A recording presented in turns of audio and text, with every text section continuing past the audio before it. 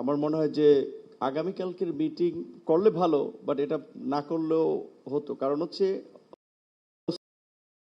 কিন্তু বৈঠক হয়েছে, এখন সংস্কার প্রস্তাবগুলো যত দ্রুত বাস্তবায়ন করা যায় সেই দিকে ঐক্যমত্য কমিশনে হাঁটার দরকার। এবং বাস্তবায়নের প্রক্রিয়া নিয়ে আলোচনা হয়েছে, কিছু অধ্যাদেশের মাধ্যমে, কিছু পার্লামেন্ট লাগবে।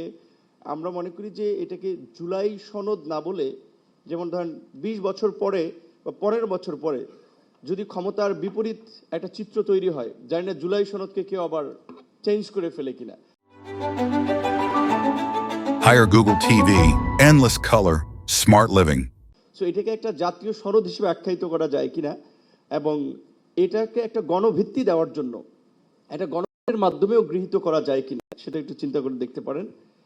আর দ্বিতীয়ত হচ্ছে, আমরা যেই ফ্যাসিবাদের বিরুদ্ধে লড়াই সংগ্রাম করেছি, আমি পাবলিক মিটিং বলেছিলাম, আওয়ামী লীগ 28শে অক্টোবরের পরে 24-এর নির্বাচন করার জন্য বিরোধী দলের 32,000 নেতাকর্মীকে গ্রেপ্তার করেছিল।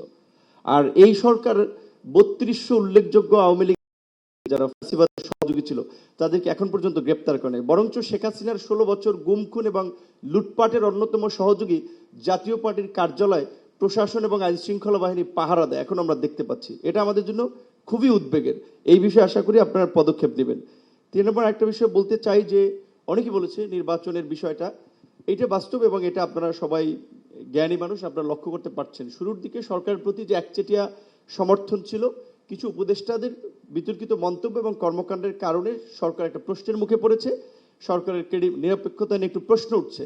উপদেষ্টা পরিষদকে যদি ঢেলে সাজানো যায় সেটি ভাববেন। এবং মমিনুল হকের মতো আমিও বলতে চাই যে, ডিসেম্বরে হলে ভালো, ডিসেম্বরের আগে কেন নয়, এটি যদি বিবেচনা করেন এবং নির্বাচনের না নিয়ে সন্দেহ সংশয় কাটবেই না। সর্বশেষ বলতে চাই যে, আমার সহকর্মী এই 8-10 দিন আগে থাইল্যান্ড গেছে, 9 মাস এখানে ধুকে ধুকে সে তার শরীরের অঙ্গ, হাড়টা শুকিয়ে গেছে।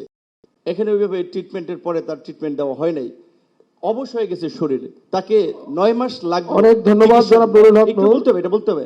9 মাস লেগেছে তাকে বাইরে পাঠাতে। যাদের বাইরে পাঠানো, কেন 9 মাস ধরে পাঠানো? আপনারা এই আহতদের চিকিৎসা ম্যানেজমেন্ট করতে ব্যর্থ হয়েছে যাদেরকে দায়িত্ব দিয়েছেন, এইটা সামরিক বাহিনীকে দেন, ওরা খুব ভালোভাবে ট্যাকেল দিতে পারবে, সহায়তা এবং চিকিৎসা। ধন্যবাদ। অনেক ধন্যবাদ।